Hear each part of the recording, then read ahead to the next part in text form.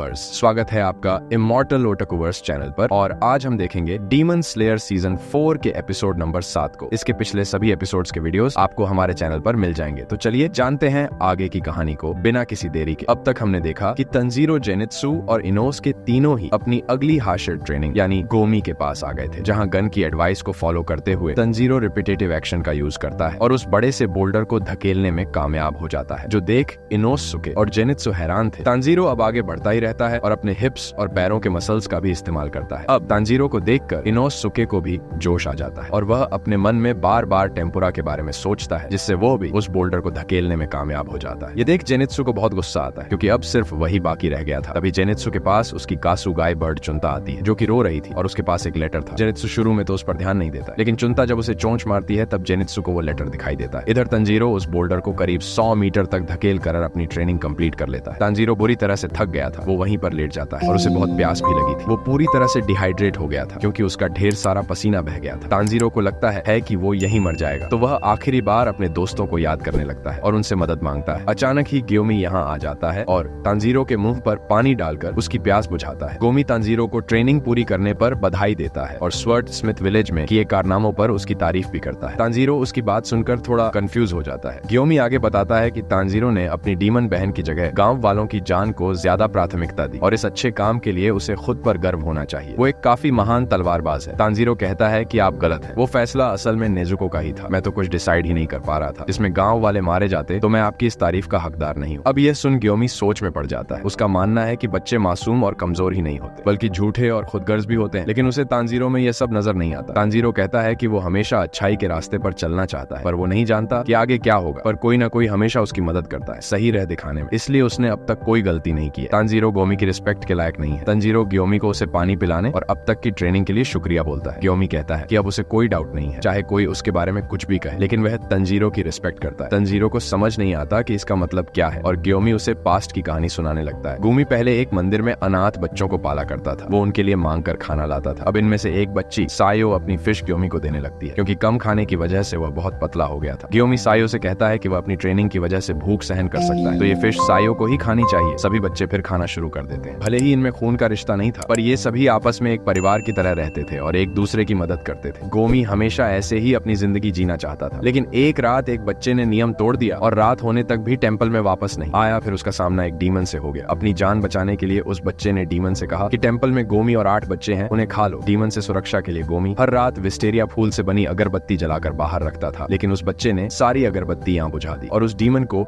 Temple के अंदर आने का न्योता दिया। टेंपल में एंटर करते ही वो डीमन 4 बच्चों को मार देता है। आवाज सुनकर ग्योमी की नींद खुलती है और वह बाकी 4 बच्चों को बचाने की कोशिश करता है, पर उनमें से 3 बच्चे ग्योमी की बात नहीं सुनते हैं और वहां से भागने की कोशिश करते हैं और वो भी डीमन के हाथों मारे जाते हैं। उस टाइम खाने की कमी से ग्योमी बहुत दुबला पतला हुआ करता था। उसकी आवाज भी बहुत कमजोर थी और आखिरकार वह एक अंधा भी था। तो बच्चों को लगा ही नहीं कि गोमी उनकी सुरक्षा कर पाएगा और तंजीर को अब जाके पता चलता है कि गमी अंधा है। सिर्फ एक बच्ची थी जिसने गोमी की बात सुनी थी। सायो अकेली ग्योमी के पीछे छुपी रही। अब ग्योमी सायो को किसी भी कीमत पर बचाना चाहता था। उसने डीमन से लड़ने का फैसला किया। उसने डीमन के दोनों हाथ पकड़कर उन्हें उखाड़ दिया और फिर वो डीमन के मुंह पर ढेर सारे मुक्के मारने लगता है। गोमी को मारपीट से नफरत है। ये पहली बार था जब गोमी ने अपनी पूरी ताकत से किसी को मुक्का मारा था और अपनी ताकत देखकर तो खुद गोमी भी डर गया था। अगर उस दिन डीमन का अटैक नहीं होता तो गोमी को भी कभी पता ही नहीं चलता कि वह कितना ज्यादा स्ट्रांग है। गोमी सुबह होने तक उस डीमन के सिर को मारता ही रहा। इस लड़ाई में गोमी भी बहुत घायल हो गया था। उसने सायो को बचाने के लिए अपनी जान जोखिम में डाल दी थी, लेकिन जब लोग यहाँ मदद के लिए पहुंचे तब पता है सायो ने ग्योमी के बारे में क्या कहा था। वो आदमी एक मनस्टर है, उसने सभी को मार दिया। ये सुन तांजीरो भी चौंक जाता है। गोमी कहता है कि रात में जो हुआ उसे देख सायो डर गई होगी और वह सिर्फ 4 साल की थी, तो उससे गलती हो गई। बच्चे ऐसे ही होते हैं। गोमी चाहता था कि सायो उसका शुक्रिया करे, पर वह जान गया कि बच्चों को सिर्फ अपनी ही चिंता होती है। सुबह होते ही उस डीमन की लाश राख बनकर उड़ गई थी। वहाँ सिर्फ गोमी और बच्चों की लाशें थी। तो गोमी पर उनके मर्डर का इल्जाम लगाया गया और उसे फांसी की सजा सुनाई गई थी। अगर मास्टर कागा उसे बचाने नहीं आते तो गमी मर चुका होता। उस दिन के बाद से गोमी किसी पर भरोसा नहीं करता है और उसने तांजीरो पर भी शक किया था। इंसान का असली चेहरा भयानक परिस्थिति में ही सामने आता है, पर तांजीरो ना तो मैदान छोड़कर भागा और ना ही उसने झूठ बोला। वो ईमानदार है। बहुत कम लोग होते हैं जो इस तरह की क्वालिटी हर परिस्थिति में मेंटेन कर पाते हैं। मैंने कई लोगों को अपने दिल की आंखों से देखा है, तो मैं ये कह सकता हूँ कि तांजीरो, तुम एक स्पेशल चाइल्ड हो और मैं तुम्हारी मदद करूंगा कि तुम सही राह पर चलो और कभी अपना रास्ता ना भटको। यह सब सुनकर तांजीरो की आंखों से भी आंसू आ जाते हैं। वो गोमी का शुक्रिया करता है और उससे कहता है कि वह अपनी पूरी कोशिश करेगा। गोमी अब तांजीरो के सिर पर हाथ फेरने लगता है, ठीक जैसे वह साइयो के सिर पर हाथ रखता था, और कहता है कि तंजीरो की उसके साथ ट्रेनिंग अब पूरी हो गई है। इसके बाद खाना खाते समय गिन्या तांजीरो और इनोसुके को बताता है कि इतना सब होने के बाद भी गोमी एक अच्छे इंसान है, क्योंकि गणिया में कोई टैलेंट नहीं है, इसीलिए गोमी ने उसे अपना साइड किक नहीं बनाया। लेकिन ये जानने के बाद भी कि गणिया ने एक डीमन खाया है, गोमी ने उसे अपना स्टूडेंट बना लिया। गोमी गिन्या को शिनोबू के पास भी लेकर गया था। उसके शरीर की जांच करवाने के लिए शिनोबू ने न्या को बहुत लेक्चर दिया था कि उसने क्या सोचकर डीमन खाया। इनोसुके अब जेनित्सु की भी फिश उठाकर खाने लगता है, क्योंकि वो यहाँ पर नहीं था, पर तंजीरो उसे समझाता है कि जेनित्सु को बाद में भूख लगेगी, और नोसु के फिश वापस रख देता है और कहता है कि तुम्हें हमेशा दूसरों की पड़ी रहती है। न्या तांजीरो से कहता है कि तुम बहुत जिद्दी हो, तो शिनोबू तुम्हें भी लेक्चर देती होगी। तांजीरो कहता है कि ऐसा नहीं है, और शिनोबू बस उनकी हेल्थ की चिंता करती है। तंजीरो कहता है कि खाना खाने के बाद वो ग्यू की ट्रेनिंग के लिए उसके पास जाने वाला है। वो जैन्या को भी साथ चलने को बोलता है, पर जैन्या कहता है कि वह चाहकर भी नहीं चल सकता, क्योंकि उसने अब तक बोल्डर को 109 मीटर यानी 1 चो तक नहीं धकेला है, क्योंकि वह ब्रीदिंग टेक्निक यूज नहीं कर सकता। अब इस बात पर इनोसुके गणिया का मजाक उड़ाने लगता है और दोनों में लड़ाई हो जाती है। इनोसुके को रोकने के लिए तंजीरो उसके ऊपर बैठ जाता है। तंजीरो कहता है कि जाने से पहले वह गन से उसके भाई विंड हशीरा सानेमी के बारे में कुछ बात करना चाहता है। तंजीरो इसके बाद जेनित्सु से मिलने जाता है और उससे पूछता है कि उसने अपना बोल्डर धकेला या नहीं, जिस पर जेनित्सु काफी शांत स्वभाव में मना करता है। तांजीरो कहता है कि वह अगली ट्रेनिंग के लिए ग्यू के पास जा रहा है, लेकिन उसे जेनित्सु की चिंता हो रही है, क्योंकि कुछ टाइम से जेनित्सु काफी शांत है। जेनित्सु उसे जाने के लिए गुड लक बोलता है और कहता है कि मुझे पता चल गया है कि मुझे क्या करना होगा। तंजीरो को अब जेनित्सु की चिंता होती है और वो पूछता है कि क्या वो उसकी कोई मदद कर सकता है, पर जेनित्सु कहता है कि तांजीरो तुम बस अपना काम करो। आखिर में जेनित्सु कहता है कि तुम एक अच्छे लड़के हो। तांजीरो शुक्रिया, लेकिन फिर भी ऐसा कुछ है जो मुझे ही करना होगा। हम जेनित्सु का चेहरा देखते हैं, जिस पर खून लगा हुआ था और उसके हाथ में चुनता औरों का दिया वही लेटर था। उसे ही पढ़कर शायद जेनित्सु इतना सीरियस हो गया है। रास्ते में भी तंजीरो जेनित्सु के बारे में सोचता है। उसे नेजुको की भी चिंता होती है, जिसे वो हशीरा ट्रेनिंग की शुरुआत में ही छोड़कर आ गया था कि कहीं उसे अकेला महसूस ना हो रहा हो। कुछ देर में तांजीरो गिये के ट्रेनिंग यार्ड में पहुंच जाता है। यार्ड के बाहर ही गू और सानेमी आपस में फाइट की ट्रेनिंग कर रहे थे। सानेमी विंड ब्रीदिंग के फर्स्ट फॉर्म का यूज उसकर ग्यू पर अटैक करता है, जिसे ग्यू ब्लॉक तो कर देता है, लेकिन उसकी लकड़ी की तलवार में क्रैक आ जाता है। तंजीरो इन्हें इतनी स्पीड से लड़ते देख हैरान हो जाता है, लेकिन अब वो सब कुछ साफ साफ देख पा रहा था। लड़ते हुए सानेमी ग्यू को चढ़ाता है कि तुमने कहा था ना कि तुम हम सबसे अलग हो, और तंजीरो ही था जो उस लाइन का असली मतलब जानता है। दोनों में काफी कमाल की लड़ाई होती है और आखिर में दोनों की ही तलवारें टूट जाती हैं। सनेमी अब कहता है कि चलो हाथों से ही लड़ाई करते हैं, पर तंजीरो उनके बीच में आकर उन्हें लड़ने से मना करता है। सानेमी जो कि तांजीरो पर अब भी गुस्सा था, वो तांजीरो को याद दिलाता है कि उसे सानेमी से दूर रहने के ऑर्डर्स मिले हैं। तो मेरे सामने आने की तुम्हारी हिम्मत कैसे हुई? तांजीरो पूछता है कि तुम दोनों ओहागी मिठाई के लिए लड़ रहे हो, क्या मैं तुम्हारे लिए बना दूंगा? सनेमी गुस्से में पूछता है कि तुम मजाक कर रहे हो ना? पर तांजीरो कहता है कि बिल्कुल नहीं, तुम्हें मिठाई बहुत पसंद है ना? जब तांजीरो सनेमी के यहाँ ट्रेनिंग कर रहा था तब उसे बार बार मिठाई की खुशबू आती, तो इस तरह से उसे पता चला। अब ग्यू भी सानेमी से पूछता है कि तुम्हें ओहागी मिठाई पसंद है? तंजीरो बीच में ही बोलने लगता है कि अरे मिठाई तो बहुत स्वादिष्ट होती है, मुझे भी मेरी दादी के हाथ की ओहागी बहुत पसंद है। अब सानीम गुस्से में तांजीरो को मुक्का मारकर हवा में उड़ा देता है। तांजीरो को जब होश आता है तो वो उसके पास बैठा था। वो तांजीरो को बताता है कि सानेमी गुस्से में यहाँ से चला गया। तांजीरो पूछता है कि वो दोनों लड़ क्यों रहे थे, जिस पर ग्यू बताता है कि वो लड़ नहीं रहे थे बल्कि बस ट्रेनिंग कर रहे थे। यह भी हशीरा ट्रेनिंग का एक हिस्सा है, इसीलिए इनके पास लकड़ी की तलवारें थी। तंजीरो अब इनकी ट्रेनिंग में दखल देने के लिए माफी मांगता है। ग्यू कहता है कि कोई बात नहीं, सनेमी हमेशा गुस्से में रहता है, तो ग्यू उसके सामने कुछ बोल नहीं पाता, पर उसे अब सानेमी का फेवरेट फूड पता चल गया है। अब गी अपनी पॉकेट में ओहागी रखा करेगा और सानेमी को देकर उसे दोस्ती कर लेगा, जो कि तांजीरो को भी अच्छा आइडिया लगता है। इस तरह उन सब में दोस्ती हो जाएगी। इधर सानेमी अकेले घर जा रहा था और वो अब गुस्सा था कि तांजीरो ने उसकी ट्रेनिंग बिगाड़ दी। आज ट्रेनिंग करने के लिए मुइचिरो और बनाई भी नहीं थे। सानेमी सोचता है कि वो तांजीरो सच में इतना बुद्धू है या दिखावा करता है। तभी सानेमी को झाड़ियों में किसी चीज की आवाज आती है और वह अपने हाथ से उस चीज को पकड़ लेता है। वो देखता है कि उसके हाथ में एक डीमन की आंख थी, जिसे देख सानेमी कंफ्यूज हो जाता है और डीमन की आंख राख बनकर उड़ जाती है। और अब सानेमी को समझ आता है कि डीमन सन्स उनके यहाँ घुसपैठ कर चुके हैं। इसके बाद हम उबुयाशी की मेंशन को देखते हैं, जिसमें मास्टर का गाया और उनकी वाइफ थी। अचानक ही मेंशन का दरवाजा खुलता है और हम किसी की परछाई को देखते हैं जो कि अंदर आ रहा था। ये शख्स कोई और नहीं बल्कि डीमन सन्स का राजा मुजन किबुत्सुजी था। मुजन धीरे धीरे अपने कदम मास्टर कागा की तरफ बढ़ा रहा था और दोस्तों मुजन की इस एंट्री ने तो रोंगटे खड़े कर दिए, सच में। खैर मुजन कागा के ठीक सामने जाकर खड़ा होता है। कागा जिसकी आंखों पर पट्टी बंधी हुई थी, वो गर्दन घुमाकर अपने इस बिन बुलाए मेहमान की तरफ देखता है और कहता है कि आखिर तुम आ गए, ये हमारी पहली मुलाकात है ना मुजन किबुत्सुजी? मुजन कहता है कि तुम्हारी हालत तो बहुत बुरी हो गई है कागा, और ये एपिसोड यहीं पर एंड हो जाता है। तो दोस्तों इसी के साथ हाशिर ट्रेनिंग आर्क समाप्त होता है। ये आर्क सिर्फ तूफान के आने से पहले की शांति थी और अब इस कहानी में हमें सिर्फ भयंकर संग्राम ही देखने को मिलेगा। अगला एपिसोड इस सीजन का आखिरी एपिसोड होगा, लेकिन